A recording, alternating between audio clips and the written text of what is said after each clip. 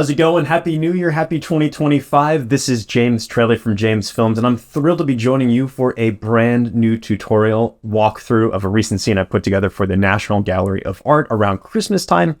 I actually had a chance to go explore their museum here in DC, capture some videos, capture some photo scans, and bring the scene to life in this kind of wintry, dreamy world that you see here. So this is all done primarily in Blender. There's some things that didn't exactly work as I intended. I can walk through some of the issues I ran into and how you can debug them for your own projects. So I had to take some things over to After Effects for a little bit of magic with the motion tracking, run it back into Blender with a really cool add-on, which I'll preview in a little bit, and make the scene come to life. So without further ado, let's get right into it. All right, so I'm over here in Blender. And so if you're new to Blender, you might not realize that there are additional windows you can open up at the top here, not just these ones that you already have a lot to choose from, but in the plus bar here, I'm going to go to Add Workspace, and it's in the VFX tab here, and I'm going to click on Motion Tracking. So for some context, I filmed a scene walking into the museum, and my intention was to basically use this scene, motion track it, kind of remodel it in Blender, add some shadow tracker things basically. So kind of remodeling the scene and having things projected in the real space that I actually put in 3D. But it's proved to be a little bit trickier than I thought. So let me first show you the issue I ran into here in Blender. So in the motion tracking tab, you can load a sequence or frames. So if you have things just as individual stills, each frame is a still. Let me open up. This is the base scene that I shot here. I'll bring this in to Blender. So you can see this is the scene I shot. If I just play through here, you can see I walked into the museum. It was after hours here, so there weren't too many people walking around. There's a couple people in the background here, but I kind of hid this by adding in some objects and stuff into the scene. So pretty simple scene, right? Just kind of like walking into the scene. And my goal was to basically wrap everything here with snow. So you kind of have snow piles going all around. Some nice poinsettia. You notice that there's no poinsettia here. However, in the actual museum around the holidays, I was here in October filming this. In December, leading up to Christmas, if you're ever in DC, definitely check this museum out. They actually put real poinsettias all around the fountains. They don't decorate the space with snow, so that was kind of my job, was to bring in the snow, because obviously you don't want to import a lot of snow into a museum.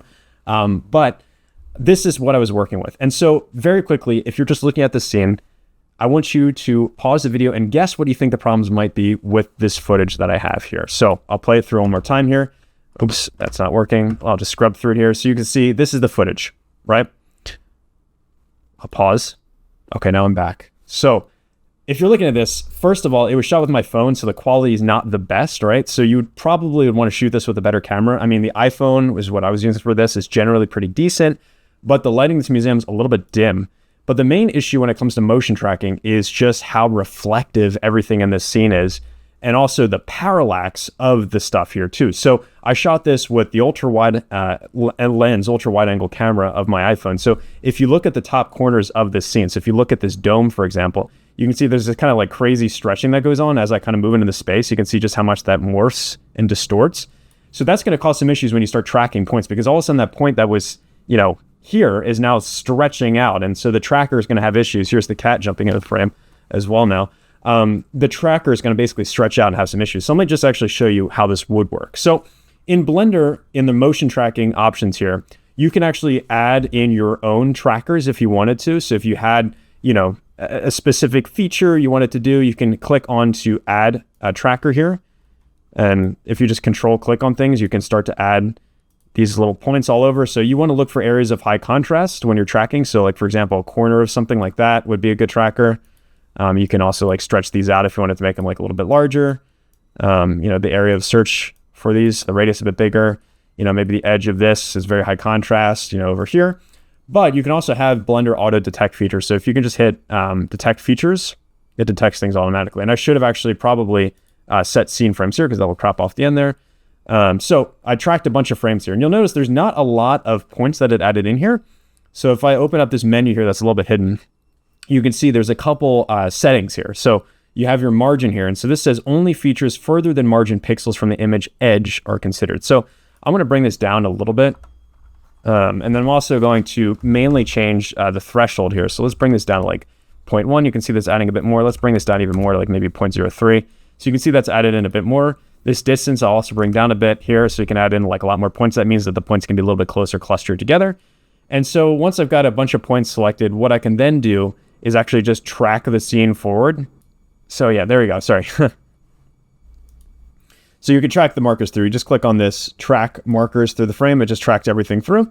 So you can see now I've got this kind of funky looking graph here, and you can see all of these are the different tracking points that I track through my whole scene. What I also kind of like to do here is go for like the last frame. So let me actually go back one frame here. So I'm going to go to this very last frame, and I'm actually going to detect features again, same settings and all that. But instead of tracking forward, this track markers forward, you can click on this, which is to track markers backwards through the whole clip. So it's just going to track backwards, do the same thing.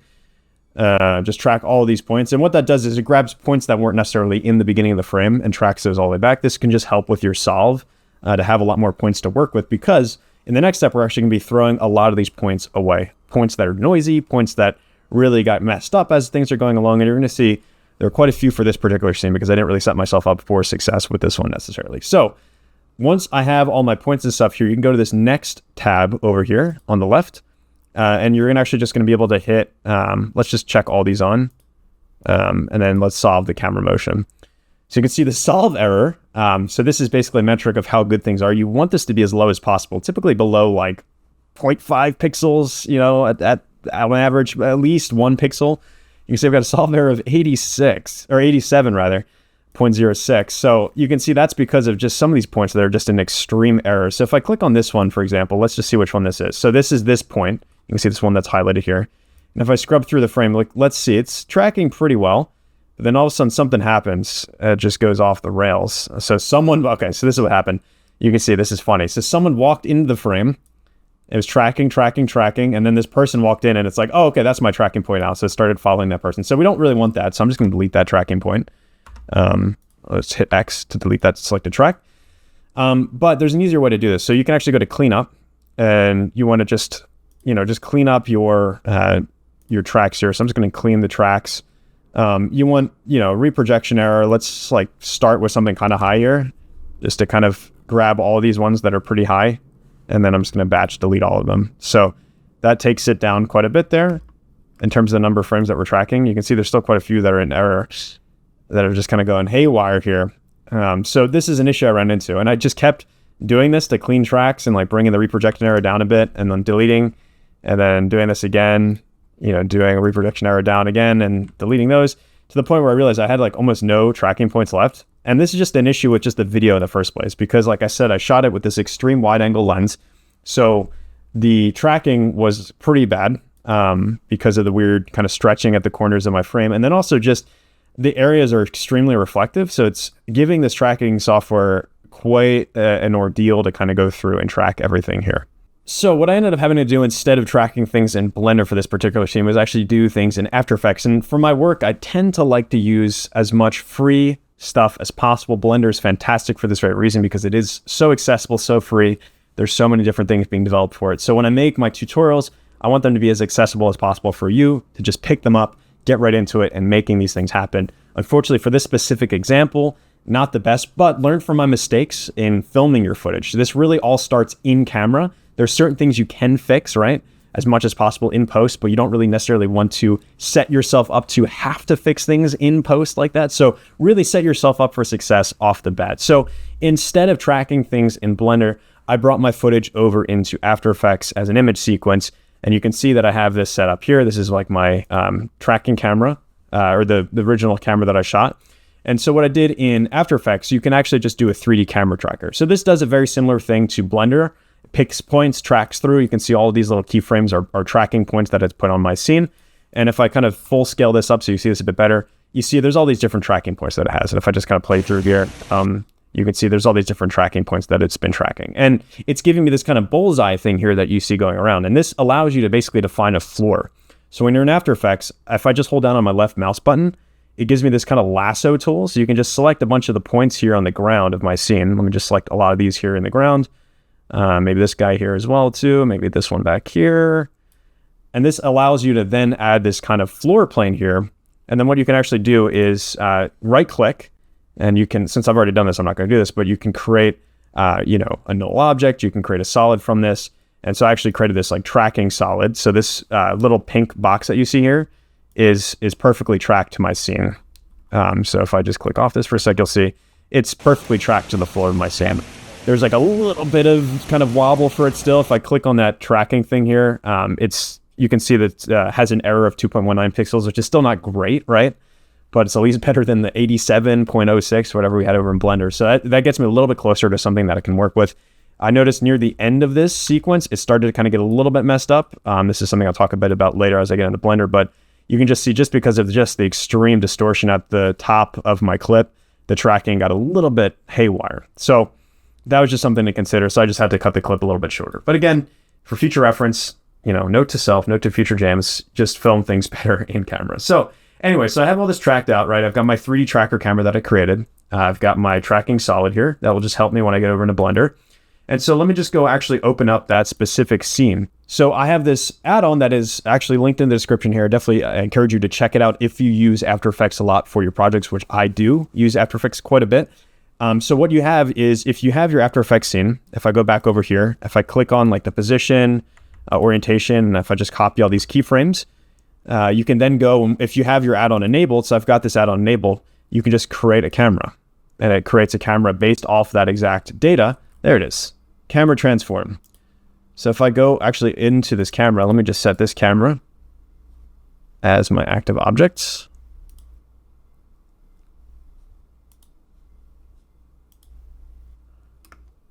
You'll see this camera is now tracked to my scene that I tracked in After Effects. So I already did this. So now it's kind of out of whack here because it's scaled to kind of how I've just brought this camera in.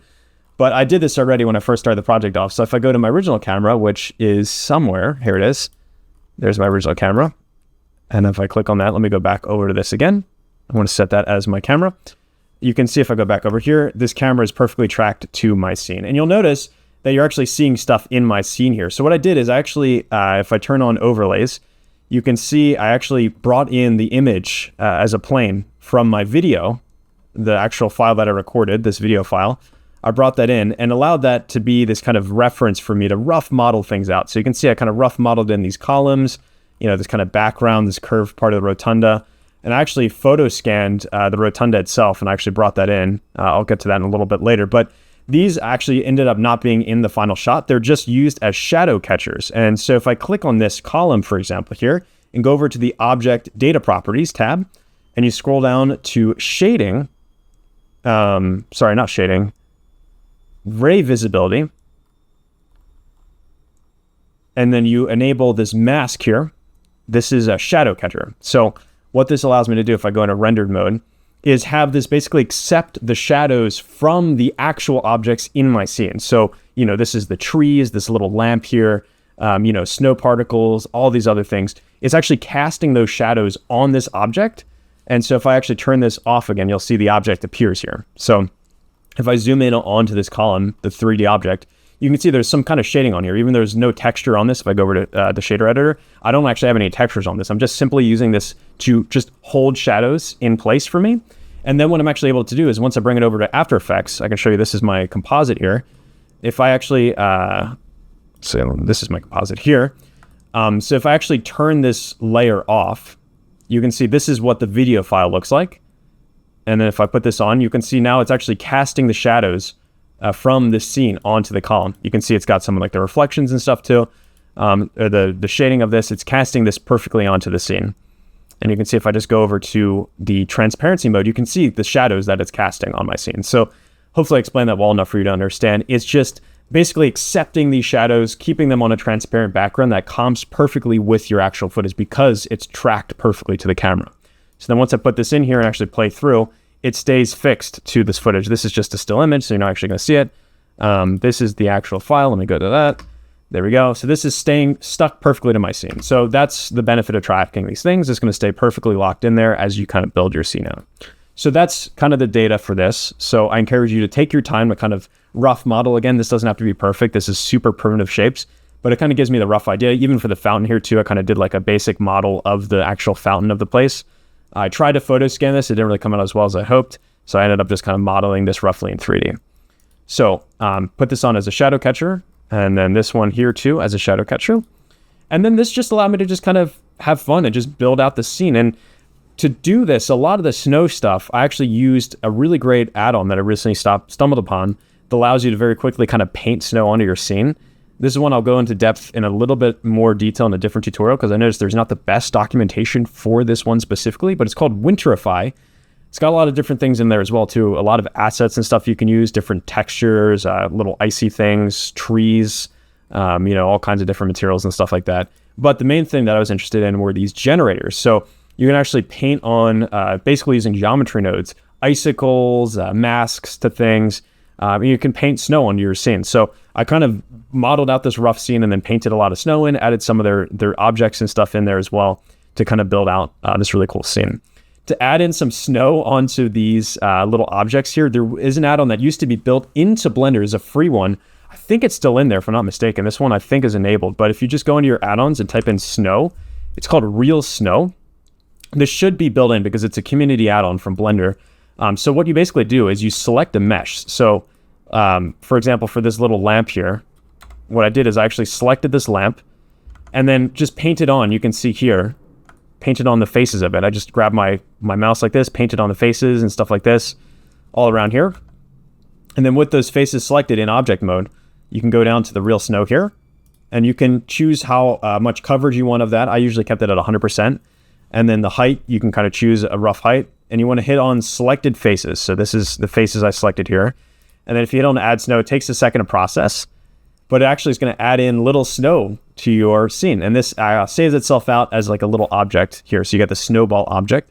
If you go into the tab here, it's decimate modifier, it's subdivision surface. And it also has a little material that comes with it too. You get this little snow material that looks pretty nice. I feel like it's kind of this like icy, snowy, icy texture. So I use that for all the little surfaces to add snow onto my lamps, stuff like that. It just adds that little extra bit of realism to make these things blend in a bit better into the scene. And so I did that. And also for these pathways, I added a little bit of the kind of snow fall off here too, because one of the notes I got back from the team was that they really wanted to still see the floor, this kind of tiled floor, because it is kind of an iconic part of this museum. This really beautiful kind of black and gray alternating tile kind of has the bands all around this main fountain here, really draws your eye into the scene. So they wanted that to be visible. They wanted this key fountain to be visible. And then certainly the rotunda ceiling, they wanted to be visible as well. So all of those had to be pretty keenly visible in my scene. So I wanted to make sure that those were showing up properly. So I had that as the kind of leading lines into your scene, right? This nice pathway that's kind of framed by the snow and these bushes and trees and stuff like that. And then as you get further into the scene, you actually have my fountain here. And you'll notice that I have all these poinsettia around the fountain. And if you look at the original video, remember me telling you there's not currently poinsettia in here when I was filming this in October. It was just the fountain. But they wanted poinsettia in there. And I didn't have a chance to go back during December to film this video again. And so I was looking all around me. Usually for this, I would probably leverage, a paid model just so I don't have to spend the time to model things out. But I really couldn't find any poinsettia that looked really good. And again, it's in the distance of the scene. So maybe I don't really need something super high poly or really detailed. But I'm like, I really want to do this justice. I really want to make this poinsettia really pop and look good. And I was walking around my apartment building and it was around the holidays and they had all these poinsettia all over in the lobby. So I grabbed my phone and there's this really great app called Polycam that allows you to use your phone to photo scan things. And so I just took a bunch of clips of around this poinsettia in my building. Here's the final result. And I think it looks pretty good. I mean, if you get in super close, you can see there's like some kind of artifacts, but from a distance, hey, that's pretty convincing. It's got the shape of a poinsettia. It looks decent. It's got the nice color. It's got this little pot here for it too. It's very festive and very nice. So you can actually save these out. So you can download these in different formats. You can choose if you want it as a point cloud, you can download it as a video or stack of images. If you wanted to bring it into a different software and Photoscan or use it for photogrammetry, there's some really good stuff from Adobe. I did a tutorial on earlier this year, or earlier last year actually. It's 2025 now. Called Substance Sampler. If you've not checked that out, it's really cool too. It allows you to import a bunch of images and does a pretty good job. There's obviously Mesh Room as well. There's Reality Capture, which is a paid one. But this is one I've been messing around with a lot because it's very easy when I'm out on like a run or something like that to really quickly just scan something that I see in my surroundings. So I download this typically as an FBX. I feel like I like that format the best for these types of things. OBJ, I don't always like as much because I feel like Blender has some issues with this sometimes. So I typically use FBX, maybe GLTF. FBX though I like a lot more. So I brought this in as an FBX. And so I just actually used the same exact model for all of these. And the way I did that is just by scaling and rotating and kind of tilting and, kind of moving around the same poinsettia. And as you're looking at this, you can't tell that this is the same poinsettia. If you can, congratulations, you're incredible. But most people are not gonna be able to tell that this is the same exact poinsettia every single time all over here. And I do this all the time. And I encourage you to do this as well for your projects. So you don't have to reinvent the wheel. You've already made the model. You spent the time meticulously making something. You'd be surprised if you just rotate something, scale it a little bit, maybe move it over, tilt it a bit. You'd be surprised. It plays tricks on your eyes to really make it tough for you to think that it's the same object as something else, even though it is. It's just, unless there's symmetry, obviously, with it, that makes it a little bit tougher. But you can look at this poinsettia module. You see there's no symmetry with this. It's just kind of random. This back part too, the scan didn't really work properly there, so I wanted to hide that. So I didn't have as much degree of flexibility in rotating this around, but I was still able to do enough to make it rotated. And then to take it a step further, I actually used that real snow add-on again on some of the surfaces of this poinsettia. So if I select this, you can see I painted on some of the surfaces here and then added some real snow. And this actually adds a little extra detail, a little bit of extra noise to differentiate each poinsettia model from the other ones to really make the scene look super special. So I'm not going to go into too much detail with all the different modeling because this is going to take too long. And it's not always the most exciting thing to talk about, just adding in a lot of these trees and bushes and things like that. A lot of it's just experimentation, trial and error. I go back constantly with my scenes and kind of adding new objects in, moving things around, rescaling things, kind of changing the look and feel of stuff. And so I took a lot of time to really build out the scene, adding a lot of trees. What I will talk about though is the snowfall. So to do this, it was super simple. What I did is actually made a massive cube over my scene, added in a particle system to it, a simple emitter particle system. You can see I baked my dynamics here so it wouldn't change. But what I actually did is just made a very simple object that is called this snowflake. It was just a little tiny, you can see it's super small, just a little plane, right? that I added a little bit of a texture to with a little bit of specularity to it. And then I'd use that as my emitter object. So if I go down here, I rendered this as an object. It defaults to rendering, I believe, as a halo or something like that. So I rendered it as an object. I chose my instance object to be that snowflake particle and just had it just come down. Simple motion coming down. You can add in a couple force fields here too. So I added in to get a little bit of spin, a couple different force fields. This one right here, if I go over to my force field properties, is a wind one. So this just kind of gives a little bit more downward force. I wasn't getting quite a quick enough fall of the particles coming down. So I wanted that to kind of come down with a little bit more speed to it. I also added in a turbulence. This kind of just gives it a little bit of that nice jitter. It's actually snowing outside my window right now. So you can I'm looking at it right now and seeing the snow falling. And as snow is moving down, it's not usually perfectly straight down to the ground. There's kind of a little bit of a flutter back and forth as the wind kind of catches the delicate particles. And I really wanted this scene to feel super cozy and really just inviting to you, the viewer, as you're observing this. So adding a lot of bit of turbulence. For this one, I actually cranked up the strength a lot because I was noticing I wasn't getting as much of this back and forth motion. So I did that and added in a bunch of particles for this to kind of really affect. If I go back over here to my particles, I had 6,000 that I used for this one. I ended up actually adding an additional one higher up in my scene here too, just kind of for the background to fill out the back. This first one's kind of more of a foreground one, kind of falling down here. And then I baked those dynamics just so that it would stay where I wanted it to, and I wouldn't have to keep re-rendering the simulation each time. All right, so what I've done here to just kind of show this last little thing here, and also if you don't have all of your add-ons enabled, I know in more recent versions of Blender, some of the add-ons don't already come immediately packaged with things. If you go to Edit Preferences, and in the Add-ons tab, there is an area above called Get Extensions. The add-on I'm using is called Extra Curve Objects. If you don't see this one in your version of Blender, it probably very well won't be. Go to Get Extensions. You'll actually have to connect to the internet for this, and you'll see there's a lot available here, and it should be listed somewhere in here. I already have it enabled, so it's not going to show up here for me. But if you don't already have it, you can go through here and you can see there's a variety of other add-ons that I highly encourage you to check through. And you can add these to your project. There's a lot of different ones. I'm seeing some ones here as I'm scrolling through that look pretty cool that I might actually check out after I'm done filming this video. But for now, let's actually show you a little demo of what this is. So if you want to quickly add some cables, so for these kind of drooping cables here, instead of kind of modeling out a curve and making sure it looks perfect, what I usually do is just kind of have these two cubes, maybe offset one a little bit higher than the other one like that. Shift, with one selected, shift, click on the other one, then hit Shift A, and we'll go to Curves. Now, if you have the extra objects enabled, you can go all the way down to this Knots tab here, and you're just going to click on Catenary. And this is going to automatically connect these two objects with the cable. And it gives you this little menu. If you don't see that already, it's down here. Just click it to pop up. And this A is basically allowing you to choose kind of like the height of this thing. So if you droop it down a lot like this, you can see it's super droopy cable. I kind of want a little bit more taut. So it's kind of like strung tightly between, things on my scene here. So I bring this up like that. You can increase the number of steps. This is basically just your resolution of the curve. I think 24 is maybe a little bit much for this possibly. I can probably bring this down a bit since these are kind of in the background. It's not the biggest deal that they're super high res. So that's fine. And then you just click off this and that commits to those changes. If you don't want these anymore, you can just delete them. And then again, as I'm kind of lazy with some of these things, I just usually will just duplicate the same one over and over. And then you can just hit Shift Z, kind of move it that way, Shift Z, scale it out. And you got yourself a different cable. So you don't have to do that every single time. And then you just rotate it a bit, kind of string it differently and rotate it again, maybe move it a little differently. And all of a sudden you got all these different cables, right? So that's how I made all these different cables here. And then I just actually made like a little light bulb that I just scattered across these curves using some geometry nodes.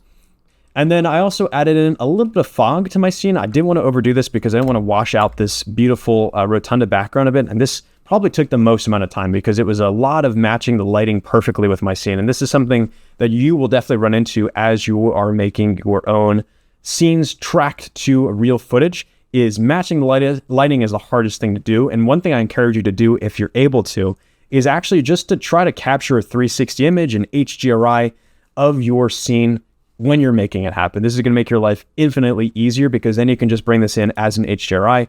I did not do that. Again, I was a little bit rushed on time here. I had only a limited amount of time to actually film this. So I created this really quickly and was able to find an HDRI that matched pretty well. It was this Winter Lake one from HDRI Haven.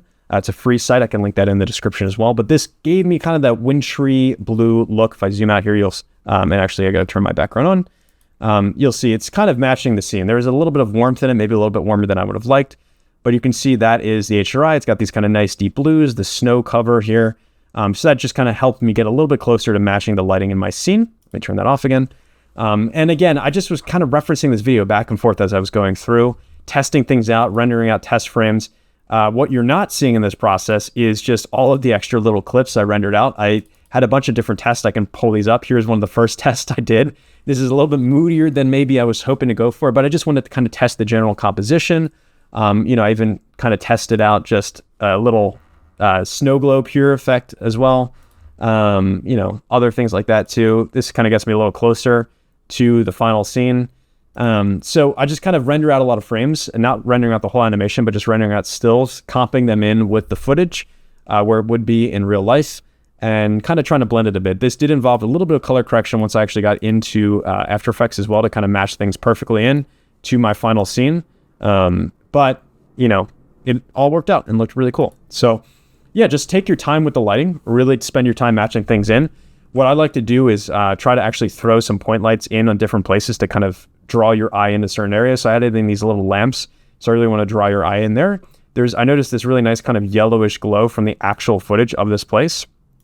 So you can see there's this kind of nice yellow tone from the lighting that's back there, the floor lighting on that. And so to match that, I just added in a lot more of these Christmas lights back there to kind of motivate that light source, and then also put in a point light way back here as well too. This is a very nice golden point light with a soft fall off that's in the back of my scene, kind of back glowing a little bit of some of the plants and the trees and stuff around here, so those blend in a little bit better with my scene. And like I said, the last thing I did was add in that fog element, which was kind of tying everything together. And there's two different fogs I have in here. One is this cylinder, because if I go all the way into my scene, you see one of the last shots is actually looking up to a little opening that's in this rotunda. You won't see it because this is blocking it, my little snow emission. Let me just turn that off for now. So this should turn it off. Okay, so, and also I have another snow up here. Let me turn that one off too so you can actually see this. So in real life, there is a nice little window at the top of this rotunda. It's beautiful. And I wanted that to be kind of a central focus at the very end of the video. You're kind of panning in, I'm walking into the scene, tilting my camera up, and you see the beautiful rotunda, with snow kind of coming down from its top element here. So I ended the video there. And so what I did is actually added in this enormous cylinder here that I kind of had to like model a little bit as it comes down here, added in some loop cuts to kind of move it and shift it around so that it would come perfectly down onto this fountain here. Because I, again, wanted that to be a central focus. That's kind of the main focus of this video. And so I added in that cylinder, added a principal volume to it with very, very, very low density, just enough to kind of give it that little extra glow. And then I put a light right above this, like an area light. You can see right here, there's this area light in my scene. I had to kind of move it down a bit because it's kind of getting blocked, but I made it a circular shape and cranked the emission up really big time for this. And one other thing you can do, if you don't want this light to affect like other objects in your scene, you can actually go over to its object data properties for the lighting. And if you go down to shading, this is very hidden. This is actually in the latest version of Blender 4.3 that just came out. This is actually now available in Eevee too. So if you use Eevee a lot, this is useful for you too. But I use Cycles primarily, and this has been available for a little bit longer in Cycles. But you actually have this light linking and the shadow linking light groups. And so if you use light linking, you can actually create a collection here. And you can see create new light linking collection used by the active emitter. So if I bring this in here, let me actually demo this outside so it's a little bit easier to see because this is kind of cluttered. If I add in, let's just add in like another light over here, right? So let me add in like a point light. And let me just bring its shape up a lot, bring up its emission like crazy high, and make it even bigger. Where did that guy go? There we go. Let me add in like a cube here, right? So let's bring this cube over here and scale this cube up. And it is way out of the scene. Right. Okay, this is maybe not the easiest demo here. Okay, there we go. Okay, so there we go. So now you see this light is hitting this cube, right? You got a little bit of a reflection there. Let me actually just make this space a little bit bigger, and let me just crank this up just because of the scale of stuff. Okay, so there you go. So this light is really slamming this cube here. What if you don't want this light to affect this cube? If I click on this light, go to its object data properties, go to light linking, and let's make a new collection. You can click on this cube, which is here. And you can actually go over to your light. So this is the cube I want. I bring this down, I put it in my light linking collection, and you'll notice it's not done anything yet because now this light is only impacting this cube. So if I actually bring this back into my scene, it's not impacting any other objects in my scene. It's only impacting this cube right now because I've added it to this collection. But if I wanted the inverse to be true, you can actually just switch this shift off, this little box off here. Light or shadow receiving state of the object or collection include. So right now it's including this. If I click this off, it is no longer including that cube. So you can block this from your scene. So like sometimes I'll add in a point light that I am really trying to highlight just like one corner of the scene or just one tree or just one object. And so I just want it to just affect that one object and nothing else. I will add a light linking collection in order for me to just impact that one object. So that was just a little trick I did in order to make that happen. So I thought that was pretty cool. And so you can do that for, all kinds of different things. I didn't end up needing to do this for this because I actually wanted that fog to impact a lot of different stuff in my scene. These trees up here kind of wanted a little bit hazier than the rest of the scene. So I left that the way it was. This also added an additional fog for the rest of the scene too. So I just have this large cube here in the foreground with about the same density as well, kind of this bluish hue to it. And you can see the effect that this has. So if I go back to the very beginning, well, you'll see this is really pronounced. It's currently very blue right now. If I make this like red, you can see it's a lot warmer, the scene. If I make this green, you can see the tint that it has. It kind of is a little bit noisy as it's kind of fighting through the noise there, but you get the idea of what this is doing. It's a very subtle effect, but it really does make a difference in your scene to add in that little extra bit of kind of, cold winter cozy feel to it. So that was how I put it all together. I rendered this out, again, just rendering out only the Blender objects and making sure that all of my things were set to shadow catching. And then rendered all these frames out, brought it into After Effects. And because I tracked it perfectly with that After Effects camera, with that AE2 blend add-on linked in the description, I put this in here and it was able to track perfectly to my scene. And so I was able to just comp it right in and it looked great. And this was the final result. So let me know if you'd like to see more tutorials like this where I kind of break down a project and talk a bit about some of the process, the workflow for it, some of the things I've learned. And I hope to see you on the next one. Have a great 2025.